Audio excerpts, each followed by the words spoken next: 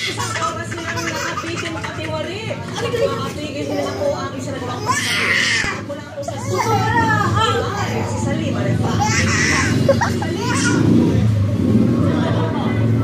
Well, Vicky, naging bangumot nga. Napakasanay masaya mo mamasyal dito sa Carnival. Yan ay matapos niya na tumira. Ang roller coaster dito.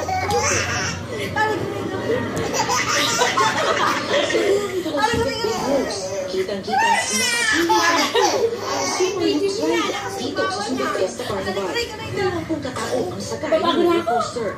Ang highlight daw kasi na roller coaster ride na ito, titigil ang ilang segundo sa tuktok habang nakabaliktad ang mga kasakay.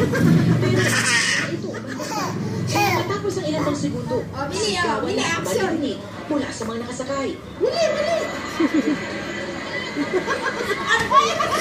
Hindi na may isa sa roller coaster sa posisyon ito. Kita.